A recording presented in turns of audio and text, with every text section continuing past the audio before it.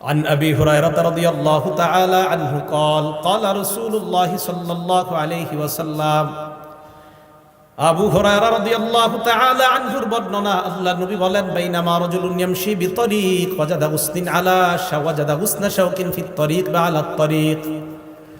নবীজি বলেন, এক ব্যক্তি রাস্তা দিয়ে হাঁটতেছে, হাঁটতে হাঁটতে হঠাৎ একটা কাঁটাযুক্ত ডাল পেয়ে যায়। কাঁটাযুক্ত ডাল পাওয়ার পর ফাখরাহু, এই মনে করে কাঁটাযুক্ত ডালটা রাস্তা থেকে সরায়া দেয়। কোনো মুসলমান এই ডালের মধ্যে পড়ে আঘাত পেতে পারে, কোনো মানুষ কষ্ট পেতে পারে। একটা সুই পাইছেন, রাস্তায় ফালাই দিছেন, একটা ইটের টুকরা, যে টুকরা আপনার পায়ে লাগছে, আপনি চিন্তা করলেন আমার আরেক মুসলমানের পায়েও লাগতে পারে, এই টুকরাটা আপনি সরাইয়া দিছেন।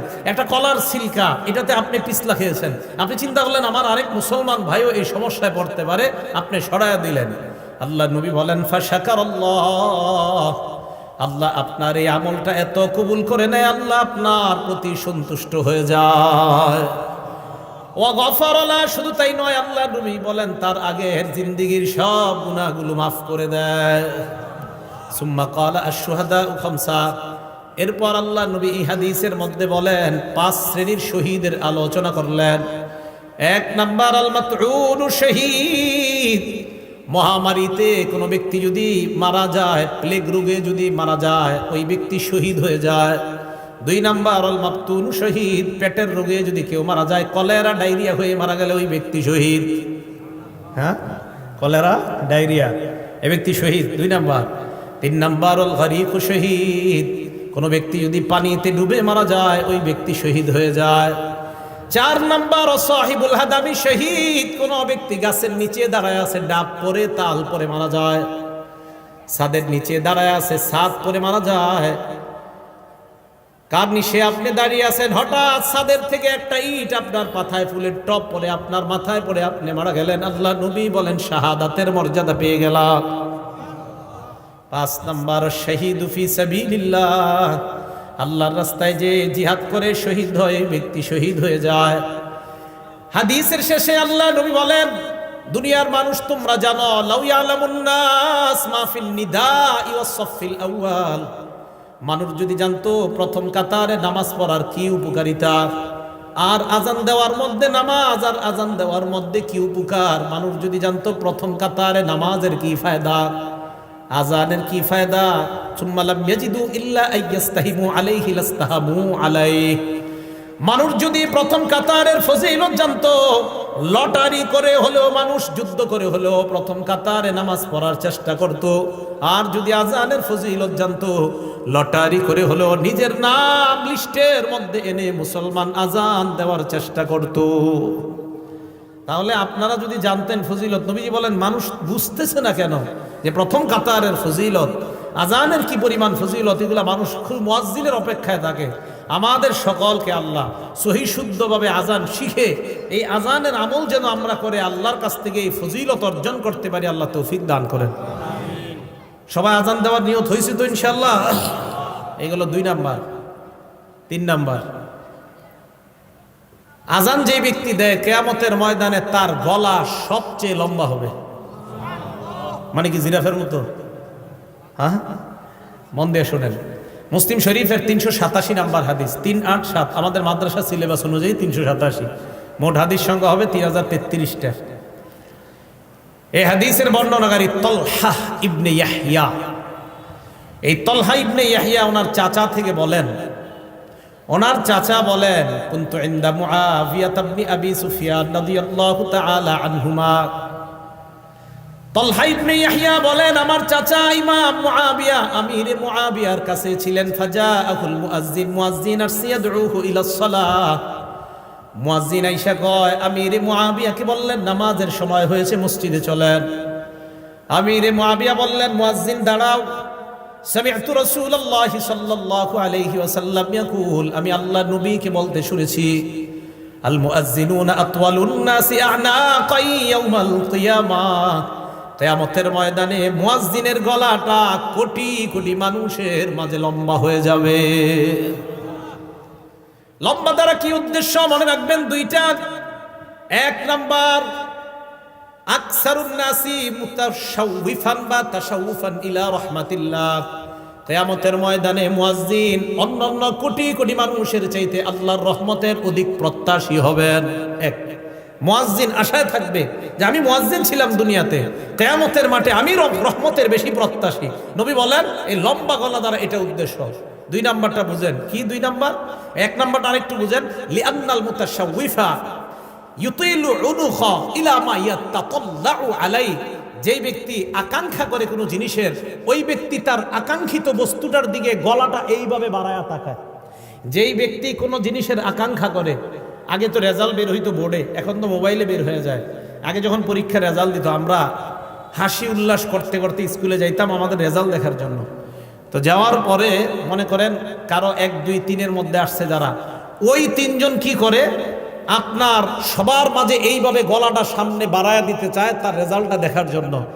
বোঝা গেল কোনো ব্যক্তি কোনো জিনিসের আকাঙ্ক্ষা আর আকাঙ্ক্ষিত বস্তুটা যদি দামি হয়, বাজারে মাছ আসছে আপনার রুই মাছ ভালো ভালো, আপনারা 10-20 জন সামনে দাঁড়ায় আছেন, বড় রুই মাছটার দিকে পিছন থেকে সবাই খালি গলা এইভাবে বাড়ায় বাড়ায় দেখতে চায়। বোঝা গেল আকাঙ্ক্ষিত জিনিস, যেই জিনিসটা মানুষ কামনা করে ওইটার দিকে গলাটা একটু আগে বাড়ায়। তাই আল্লাহ রসুল বলেন কিয়ামতের ময়দানে মুয়াজ্জিনকে আল্লাহ এত রহমত দান করবেন, এত সওয়াব দিবেন যে সে তার সওয়াবের জন্য বারবার গলাটা আল্লাহ রহমতের দিকে এমন করতে। কি মনে থাকবে সবার? এটা হলো লম্বা গলা। 2 নাম্বার, কিয়ামতের ময়দানে মুয়াজ্জিন নেতা হবে। সুবহানাল্লাহ, কি হবে? নেতা। ওয়াল আরাবু তাসিফু, আরবরা নেতাকে তাসিফু সাদাতা বিতুলিল উলুক, আরবরা কখনো কখনো নেতাকে বলে লম্বা গলাওয়ালা। আরবরা কখনো কখনো লম্বা গলা দ্বারা নেতা উদ্দেশ্য করে থাকে। আল্লাহ রাসূল এই হাদিসের মাধ্যমে দ্বিতীয় অর্থ বুঝায়, ও মুসলমান, কিয়ামতের ময়দানে মুয়াজ্জিন তো নেতৃত্বের আসন গ্রহণ করবে। আপনারা চাই স্টলে একজন আরেকজন ইনশাল্লাহ এই কথাটা বুঝাইতে পারবেন না? এলাকার ভাষায় বুঝাই দিবেন। আমরা গীবত শেখায়ত করব না, আমরা এইগুলো আলোচনা করব ইনশাআল্লাহ। আল্লাহ আমাদেরকে তৌফিক দান করেন। এটা গেল আপনার লম্বা গলার ব্যাখ্যা। তাহলে 3 নাম্বার, কিয়ামতের ময়দানে মুয়াজ্জিনের গলাটা হবে সবচেয়ে লম্বা। 4 নাম্বার ফজিলত, আশ-শাইতানু ইয়াফিররু মিনাল আযান, আজান দিলে শয়তান দৌড়ায় পালায়। সুবহানাল্লাহ, আজান দিলে শয়তান দৌড়ায় পালায়। এখন একটা হাদিস শোনাবো, হাদিস শোনার পরে সত্যি করে বলবেন আপনাকে এই অবস্থা হয় কিনা। আগে হাদিসটা শুনেন। সহিহ বুখারী হাদিস নাম্বার 608 নাম্বার হাদিস। এই হাদিসের বর্ণনাকারী আবু হুরায়রা রাদিয়াল্লাহু তাআলা আনহু, তিনি বলেন, আন আবি হুরায়রা রাদিয়াল্লাহু তাআলা আনহু قال قال رسول الله صلى الله عليه وسلم إذا نودي للصلاة أدبر الشيطان وله ذرات। আজান যখন দেওয়া হয় শয়তান পিছনের রাস্তায় হাওয়া ছাড়তে ছাড়তে পালায়। সুবহানাল্লাহ। হাত্তা লা ইয়াসমা'আত তাযীন, এমন দূরত্বে চলে যায় যে দূরে গেলে আর আজান শোনা যায় না। এই জন্য মাইকের আজানের আওয়াজ যত দূরে যাবে শয়তান এই পরিমাণ দূরে চলে যায় যেন আর আজানের আওয়াজ শোনা না যায়। এরপরে দেখেন, হাত্তা ইযা কদান নিদা, মুয়াজ্জিন সাহেব যখন আজান শেষ করে, আকবালা, শয়তান আবার আইসা মসজিদের আশেপাশে ঘুরতে থাকে আর মুসল্লিদের অপেক্ষা করতে থাকে, আসো মুসল্লিরা আসো। হাত্তা ইযা সুওয়িবা বিস-সালাহ, এরপর যখন আজান ইকামত দেওয়া হয়, কি ইকামত দেওয়া হয় না, আদবার, শয়তান আবার পালায়। হাত্তা লা ইয়াসমা'আত তাসবিহ, ইকামত যেন শোনা না যায় এই দূরত্ব পালায় যায়। হাত্তা ইযা কদাত তাসবিহ, ইকামত শেষ হলে আবার শয়তান দৌড়ে আসার পর হাত্তা ইয়াখতুরা বাইনাল মারই ওয়া নাফসিহি, মানুষের মাঝে আর তার নফসের মাঝে শয়তান বৈশা ধোঁকা দেওয়ার চেষ্টা করে। আর শয়তান ওই ব্যক্তিকে বলে, উযকুর কাযা ওয়া কাযা লিমা লাম ইয়াযকুর। শয়তান মুসল্লিকে বলে, ওইটা স্মরণ কর, ওইটা স্মরণ কর, যেগুলো নামাজের বাহিরে মুসল্লির কোনোদিনও স্মরণ হয় না। এই হাদিসের অনুবাদ এটা। শয়তান মুসল্লিরে কয়, এটা স্মরণ কর, ওইটা স্মরণ কর, লিমা লাম ইয়াযকুর, যেটা এই মুসল্লি জিন্দিগিতেও স্মরণ করে না নামাজে। যেমন আপনি নামাজে দাঁড়াইছেন, আপনার বয়স বর্তমানে 31 বছর 32 বছর, শয়তান আপনার বলবে, তুই যে 7 বছর বয়সে তোকে ডেঙ্গাটা দিয়ে হাঁটছিলি মনে আসেনি, আচ্ছা কি দরকার আছে এটা এখন মনে করানো? এইগুলা ফাউল জিনিস শয়তান আপনাকে মনে করাবে নামাজে। তো রাসূল বলেন, শয়তান আপনাকে বলবে, উযকুর কাযা ওয়া কাযা লিমা লাম ইয়াযকুর, তোমার এমন এমন জিনিস শয়তান মনে করাবে যেগুলো তোমার জিন্দেগিতেও মনে পড়ে না। এবার সত্যি করে বলেন তো এরকম জিনিস আসে কিনা নামাজে? নামাজে দেখবেন যত আজগুবি, আপনার নামাজে মনে হবে আমি যদি বিল ক্লিনটন হইতাম, আচ্ছা কি দরকার আছে আপনার এটা মনে হওয়ার? এইগুলা শয়তান আপনাকে নামাজে এরকম মনে করাবে। তো রসুল আকরাম সাল্লাল্লাহু আলাইহি সাল্লাম বলেন শয়তান আজান শুনলে পালায়। তাহলে বলেন তো যে জিনিসের মাধ্যমে শয়তানকে দৌড়ের উপর রাখা যায় এই আমলটার নাম কি? আজান। সবাই বলেন এই আমলের নাম কি? তো আমরাও চাই না, আমরাও ইনশাল্লাহ একদিন আমাদের এই অস্ত্র দিয়ে শয়তানকে দৌড়ের উপর রাখবো। কারা কারা চাই ইনশাল্লাহ? তাহলে অন্তত জীবনে একদিন হলে আজান দিয়েন, যেন আপনার আজানে শয়তান দৌড়ের উপর থাকে। আল্লাহরে বলতে পারবেন আল্লাহ ওরে একদিন দৌড়ের উপর আমি রাখছি। এখন কথা হলো শয়তান আজান শুনলে কেন পালায়? দুই কারণ। বলেন কয় কারণ? হ্যাঁ মনে রাখবেন। এক নাম্বার, শয়তান আজান শুনলে পালায় এই কারণে পালায় হাত্তা লা ইয়াশহাদা লিল মুআজ্জিন ইয়াউমাল কিয়ামাহ। শয়তান যেন কিয়ামতের ময়দানে মুয়াজ্জিনের পক্ষে সাক্ষী না দেয়, তাই শয়তান পালায়। হাদিসে আসছে আজান যেই শুনবে সেই সাক্ষী দিবে। তো শয়তান যদি শুনে ও তো সাক্ষী দিতে হবে, তাই শয়তান পালায়া যায় যেন মুয়াজ্জিনের পক্ষে আল্লাহর কাছে সাক্ষী দেওয়া না লাগে। এক নাম্বার এই কারণে পালায়। দুই নাম্বার, শয়তান পালায় ইবনে হাজার আসকালানী রহমতুল্লাহ আলাই বুখারী শরীফের ব্যাখ্যা গ্রন্থ লেখছে ফাথুল বারী 2 নম্বর খণ্ড 87 নম্বর পৃষ্ঠায় উনি লেখেন লিআন্নাল আযানা দুআউন ইলাস সালাতিল মুশতামিলা। কেননা আজান এমন এক আহ্বান, যে আহ্বান মানুষকে নামাজের দিকে ডাকে। এমন নামাজ যেই নামাজ মুশতামিলাতুন আলা সুজুদিল্লাযী আবাহ, যেই নামাজের মধ্যে সেজদা আছে, আর ওই সেজদা শয়তান অস্বীকার করেছে আল্লাহর সামনে। আল্লাহ বলছিল উসজুদু লি আদম, শয়তান সেজদা করে নাই। আল্লাহ বলছে শয়তানকে, ইবলিসকে বলছে উসজুদু লি আদম, আদমকে সেজদা করো। ইবলিস সেজদা করে নাই। বলেন তো মুয়াজ্জিন আজান দিলে আমরা যে ইবাদত করতে যাই এটার নাম কি? নামাজ। নামাজের মধ্যে সেজদা আছে না নাই? তো যেই নামাজে সেজদা আছে এমন নামাজের আহ্বান শয়তান এই জন্য শুনতে চায় না যে তোরা এমন এক কাজ করবি একটু করে সেজদা, যেই সেজদা অস্বীকার করার কারণে আল্লাহ আমারে জান্নাত থেকে বের করছে। আমি এমন আজান শুনতে চাই না, তাই শয়তান আজান শুনলে পালায়া যায় যেন ও আপনার আর আমার বন্ধু না হয়। কারণ ও তো সেজদা অস্বীকার করে, আমরা সেজদা স্বীকার করি, ও অস্বীকার করার জন্য পালায়া যায়। এই দুই কারণে শয়তান পালায়। এক নাম্বার, কিয়ামতের ময়দানে যেন সাক্ষী দেওয়া না লাগে। দুই নাম্বার, নামাজের যে সেজদা, এই সেজদা তো শয়তান অস্বীকার করে আর আমরা স্বীকার করি। শয়তান পালায় এই কারণে। মুয়াজ্জিন তুমি যে নামাজের দিকে ডাকতেছো, আমি তো এই নামাজ স্বীকারই করি না, তাই আমি শুনতেও চাই না, তাই শয়তান পালায়। মনে থাকবে শয়তান কেন পালায়? আল্লাহ আমাদেরকে মনে রাখার তৌফিক দান করে। 5 নাম্বারটা মন দিয়ে শুনেন। মুয়াজ্জিন সাহেবের আজান যতটুকু পরিমাণ যায়, মুয়াজ্জিনের আজান যতটুকু পরিমাণ যায়, জিন ইনসান ওয়ালা কুল্লু শাইইন, যত জিনিস শুনে সবাই মুয়াজ্জিনের পক্ষে কিয়ামতের ময়দানে সাক্ষী দিবে। বুখারী শরীফের 609 নম্বর হাদিস। এই হাদিসের মধ্যে আবু সাঈদ খুদরি রাদিয়াল্লাহু তাআলা আন এক ব্যক্তিকে ডাক দিয়ে বললেন, ইন্নী আরাকা তুহিব্বুল গনামা ওয়াল বাদিয়া, আমি দেখতেছি তুমি বন জঙ্গল এবং রাখালগিরি করা অনেক পছন্দ করো। এই কথা শোনার পর এই ব্যক্তি বললেন, হ্যাঁ রাখালগিরি করা এটা আমার অনেক পছন্দ, বন জঙ্গল আমার অনেক পছন্দ। আবু সাঈদ খুদরি বললেন, ফাইদা কুনতা ফি গনামিকা আও বাদিয়াত, তুমি যখন রাখালগিরি করবা অথবা বন জঙ্গলের মধ্যে থাকবা, নামাজের জন্য যখন আজান দাও, ফারফা সাওতাক, তোমার আজানের আওয়াজটা উঁচু করবা।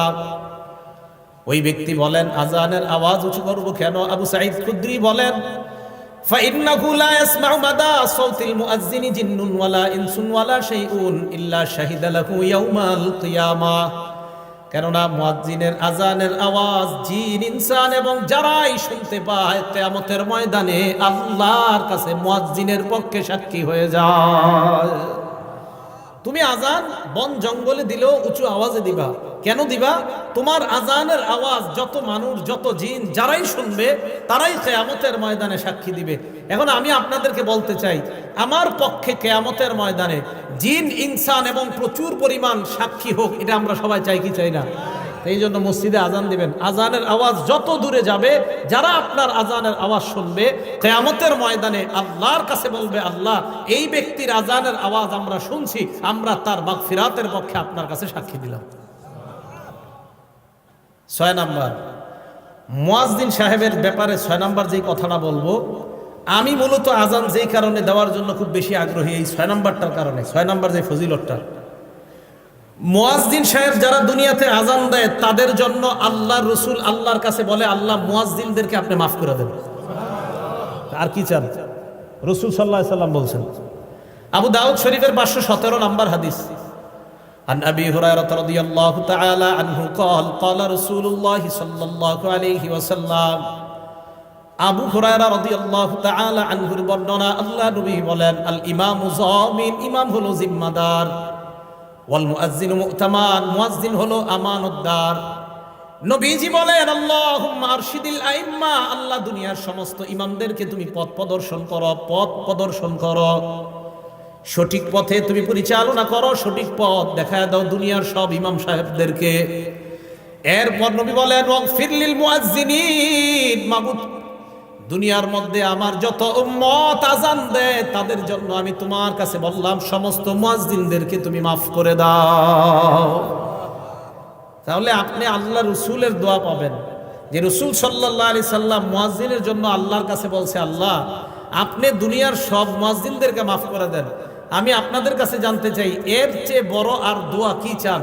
যে রসুল সাল্লাল্লাহু আলাইহি সাল্লাম যারা আজান দেয় তাদের জন্য দোয়া করে বলে, আল্লাহ মুয়াজ্জিনদেরকে আপনি মাফ করে দেন। তাহলে বলেন আমরা সবাই ইনশাআল্লাহ আজান দিতে রাজি আছি তো? ইনশাআল্লাহ। আল্লাহ আমাদেরকে আমলটা করার তৌফিক দান করেন। 7 নাম্বার, আগে বলছি কি মুয়াজ্জিনের আজান জিন ইনসান যারা শোনে তারা আল্লাহর কাছে সাক্ষী দিবে। 7 নাম্বার ফজিলত, মুয়াজ্জিনের আজানের আওয়াজ যত দূর পরিমাণ যায় ওই পর্যন্ত শুষ্ক এবং ভিজা যত বস্তু আছে সমস্ত বস্তু কিয়ামতের মাঠে আল্লাহর কাছে সাক্ষী দিবে।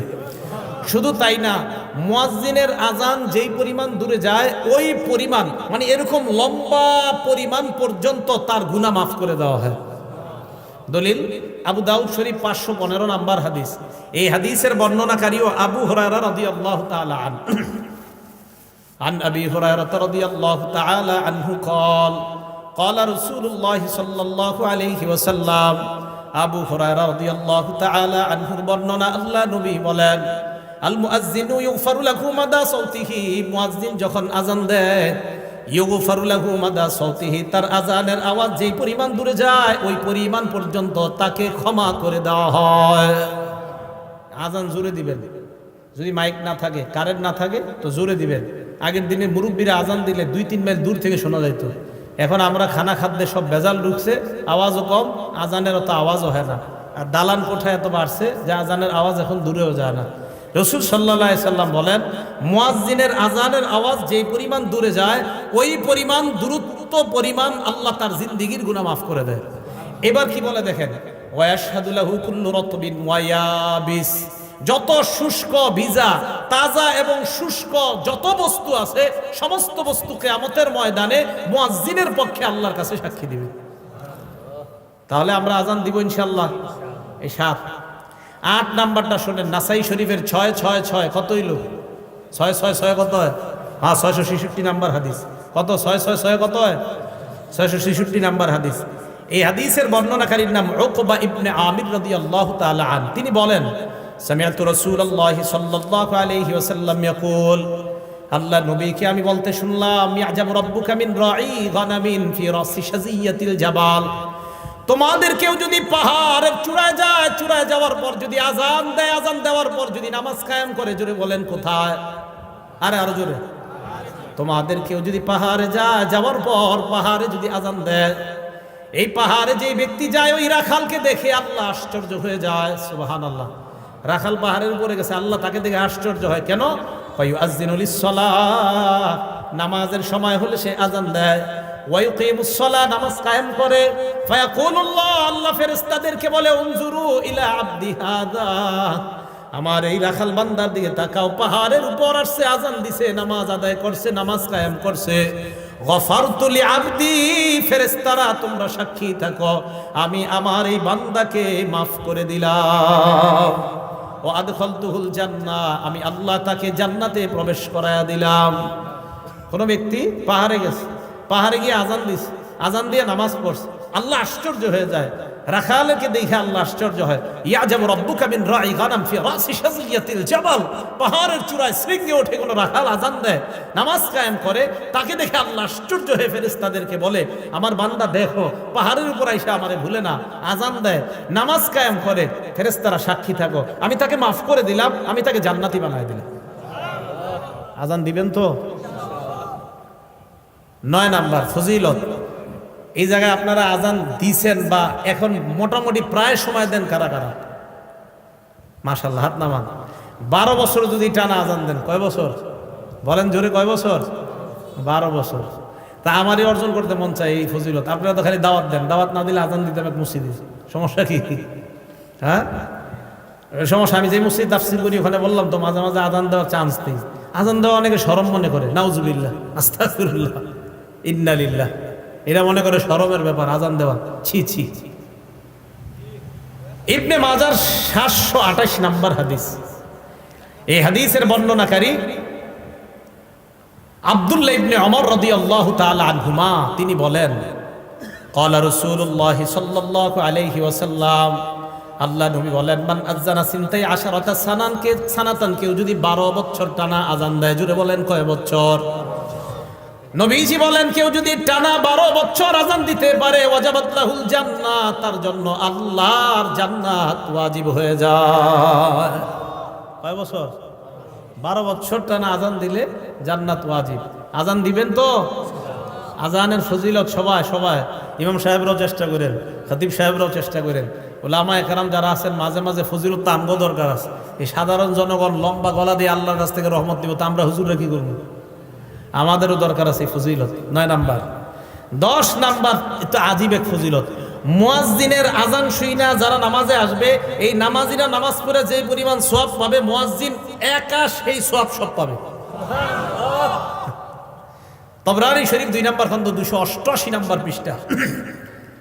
এই পৃষ্ঠায় আসছে আবু উমামা বাহিলী রাদিয়াল্লাহু তাআলা আনহুর বর্ণনা। দেখেন কি কয়, আজরুহু আজরু মান সাল্লা মাআহ, আজরুহু আজরু মান সাল্লা মাআহ, মুয়াজ্জিনের প্রতিদান ওই পরিমাণ যেই পরিমাণ মুসল্লি তার সাথে নামাজ পড়েছে, তারা যেই পরিমাণ সওয়াব পাবে, মুয়াজ্জিন ওই পরিমাণ সওয়াব আল্লাহর কাছ থেকে পাবে। তাহলে আজান আর দিন না, নাকি দিবেন ইনশাআল্লাহ?